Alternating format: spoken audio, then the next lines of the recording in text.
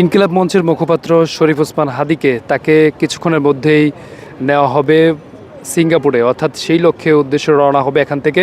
আমরা দেখতে পাচ্ছি পুরো নিরাপত্তার চাদরে ঢেকে ফেলা হয়েছে এবার কেয়ার হাসপাতাল, এবং তাকে ঘিরেই কিন্তু আমরা দেখতে পাচ্ছি যে নিরাপত্তা আরও জোরদার করা হয়েছে, এমনটি কিন্তু আমরা দেখতে পাচ্ছি। এখানে যদি বলা যায় যে যেটি আমরা জানতে পেরেছি যে ইনকিলাব মঞ্চের মুখপাত্র শরীফ ওসমান হাদিকে তাকে বেলা 1:30 এই এয়ার অ্যাম্বুলেন্সে করে সিঙ্গাপুরের উদ্দেশ্যে রওনা হবে, অর্থাৎ হজরত শাহজালাল আন্তর্জাতিক বিমানবন্দর থেকে তাকে নেওয়া হবে, অর্থাৎ কিছুক্ষণের মধ্যেই তাকে এখান থেকে বের করতে পারে এমনটি কিন্তু আমরা জানতে পেরেছি, এবং সেটি প্রস্তুতি চলছে। এবং এবারকের হাসপাতাল থেকে অ্যাম্বুলেন্স যোগে হজরত শাহজালাল আন্তর্জাতিক বিমানবন্দর, তারপরে হজরত শাহজালাল আন্তর্জাতিক বিমানবন্দর থেকে এয়ার অ্যাম্বুলেন্সে করে সিঙ্গাপুরের উদ্দেশ্যে রওনা হবেন। সেখানে ইনকিলাব মঞ্চের এবং তার পরিবারের কিছু সদস্য থাকবেন, এবং যে বাংলাদেশি যারা চিকিৎসক রয়েছেন তারাও থাকবেন, এবং সিঙ্গাপুরের কিছু চিকিৎসক তারাও কিন্তু অনেকেই এসেছেন এখানে সিঙ্গাপুরের চিকিৎসক এই এয়ার অ্যাম্বুলেন্সে করে তাকে তার সার্বিক অবস্থা দেখে তারপরে তাকে এয়ার অ্যাম্বুলেন্সে কীভাবে নেওয়া যায় বা সেই বিষয়ে কিন্তু প্রস্তুত করা হচ্ছে, এমনটি কিন্তু আমরা জানতে পেরেছি। অর্থাৎ কিছুক্ষণের মধ্যেই তাকে বের করা হবে, এবং হাদির যে বিশেষ অবস্থা সেটি এখনও পর্যন্ত সংকটাপন্ন, এখনও পর্যন্ত তার অবস্থা স্বাভাবিক হয়নি। সেজন্য আমরা দেখতে পাচ্ছি যে উন্নত চিকিৎসার জন্য অন্তর্বর্তী সরকার সকল ব্যবস্থা করেছে, এমনটিও আমরা জানতে পেরেছি।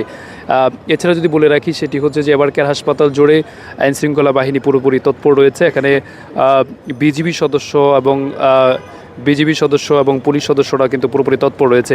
অন্যদিকে ওসমান হাদির পাশাপাশি কিন্তু এবারকার হাসপাতালে চিকিৎসাধীন রয়েছে বিএনপির চেয়ারপারসন বেগম খালেদা জিয়া, সেটিও কিন্তু আপনারা জানেন। এবং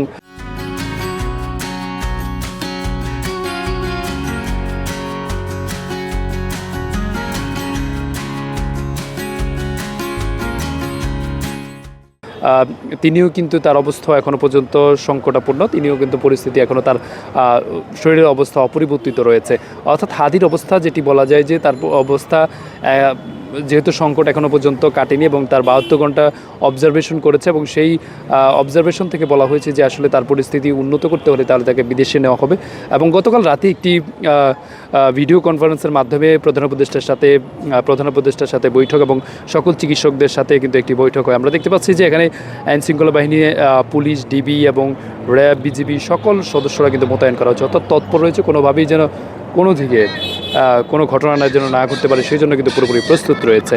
কিছুক্ষণের মধ্যেই তাকে বের করা হবে, এবং বলা যায় যে সার্বিক পরিস্থিতি একেবারে এখনও পর্যন্ত স্বাভাবিক রয়েছে, এবং হাদির উন্নত চিকিৎসার জন্য সিঙ্গাপুরে নেওয়া হবে।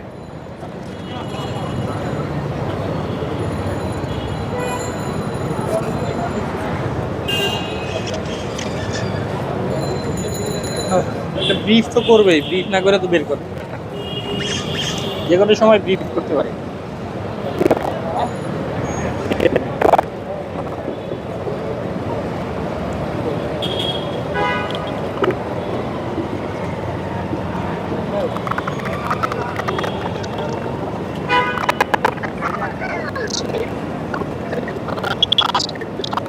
কর্মসূচি